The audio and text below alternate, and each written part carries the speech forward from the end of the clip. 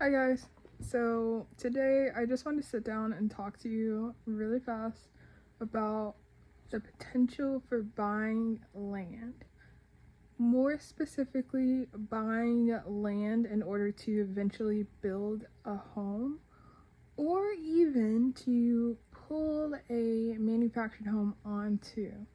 I think sometimes when people think of buying land, it's a great opportunity.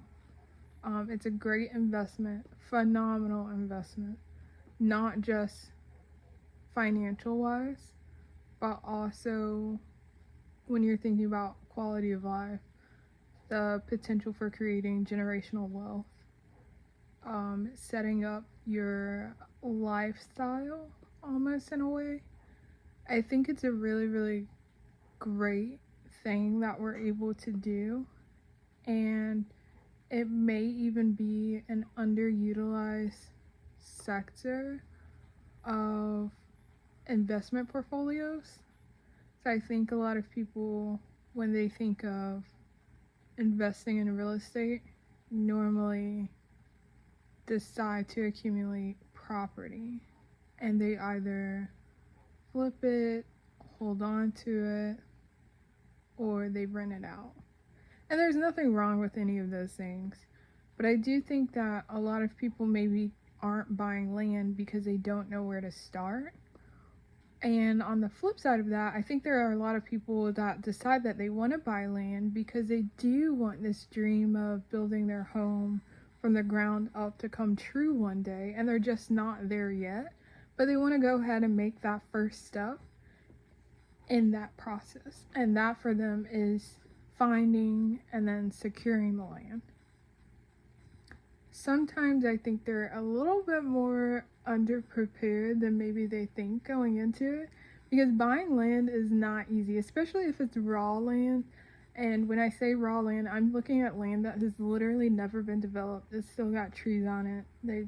There's no utility set up. Nothing's been going on this land as far as you're aware for whatever amount of time. So that can be very difficult. I'm not gonna lie. I personally, and I will speak from my personal point of view on this, but I personally think probably buying and selling land is the hardest kind of niche in real estate, because you have to be extremely skilled, meticulously detailed, and you just have to be on your grind and research every single little thing. You have to network, you have to know people so that they can tell you what's going on, especially if you're not familiar with that area, or maybe the soil types or what's going on, what's been going on kind of in that area as far as planning. And it's just really difficult. So I'm going to share with you a couple things that I think you should absolutely be on the lookout for when you're deciding that you want to procure land in order to make that next step towards building a home or pulling a home onto the land, whichever one, just using it for a home. So of course, first and foremost, I think one of the first steps to making sure to ensure that you can actually use this land the way that you plan to and intend to is to make sure that there's utilities. I feel that's a logical first step, but there's a lot of things that if I'm not well versed in that arena, I would still want the professional to point out to me, just so that we can be on the same track. Electricity is important, water is important, but I think sewer might be the most pivotal, because around here, if you're not in city limits, you're not being serviced by the city sewer, then you want to think about whether or not you're being serviced by the county sewer, or if there's a community sewer involved, which we do have here. We do have some aquifer systems and things like that where they're being serviced privately, and sometimes most of the maintenance of that kind of falls to the HOA's jurisdiction. But if none of those things are it, then more than likely you're gonna have to go septic. And just because septic is an option doesn't mean that it's gonna fit and be an option for every single piece of land. So if septic is your only option, you then might want to have a perk test performed. And I'm gonna tell you right now, depending on who you ask, there are multiple different types of perk tests, and you get what you pay for. I'm gonna say that again, you get what you pay for, because if you go to the county that this property is found within and you ask them to do a perk test, I'm not saying that they can't. The environmental health department absolutely can in the county that you reside in, but it's not gonna be the same at all as going through a private company and having just these private tests done.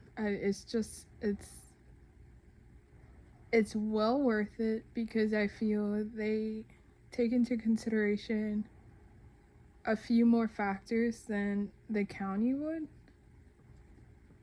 and they are also able to submit their findings to the county. And I just feel like just going to them directly is just the way to go.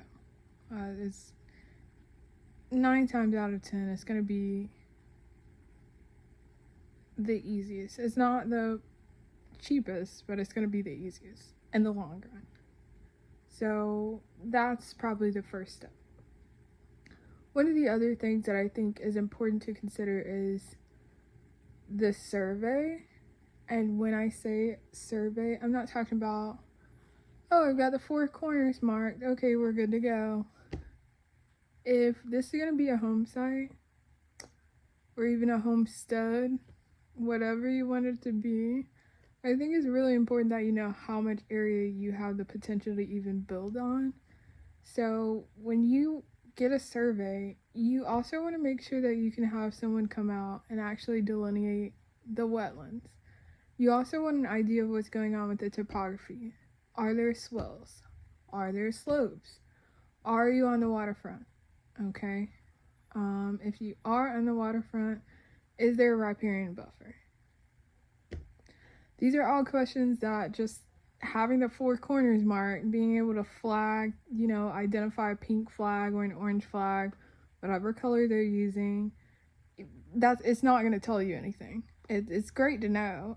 Don't get me wrong, that is better than having nothing, but I think if you're really serious about building on a piece of land, you want to make sure that you don't just have a little bit of corner and on the right side of the property to build on. You have an understanding of exactly what would fit on this land, and that will also give you some idea of where you want your home to actually sit on the property. Not everyone wants their home to sit up towards the road. A lot of people like to build their property back, particularly if they're getting a decent amount of acreage. They will actually set their home back and have a long driveway coming up to their home. So that's just find out. Connect with your professionals that can kind of give you an idea of what's going on, and if you need another interpretation of that, you could go to the attorney. But I just have the surveyor speak to CAMA. CAMA's obviously going to be the ones that kind of ultimately decide what is wetlands, what's not, and how far away you need to be from building on top of those wetlands. So really good idea to get that done up front. Lastly, I really like to emphasize the importance of actually meeting with builders. And maybe not necessarily as a first step, but probably within the first few steps of getting serious about building on land, because you need to figure out what options are available to you, because you don't want to be closed off to different ideas of what your home could ultimately look like. I know a lot of people come in and they think, well, I want a 2-story house, and I want it to be on the water, and I want this and I want that. But particularly if you're approaching, the middle of your life, you might want to reconsider. Yes, you want a 2-story home, maybe because you want to fit and have room for all of your family, but would it be more practical at this point to have a 2-story home and do the master bedroom on the first floor? And that way, when steps or stairs becomes an issue, you won't have to necessarily worry about that and just up and sell this home that you have poured your heart and your money into for years. I just think that's really important. It's something that it's hard to, I think, discuss, because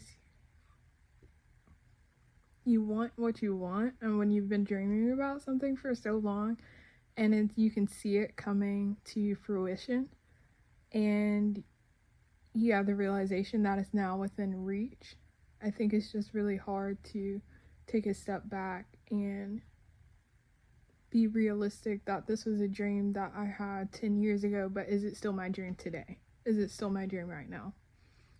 So I hope this helps in some type of way.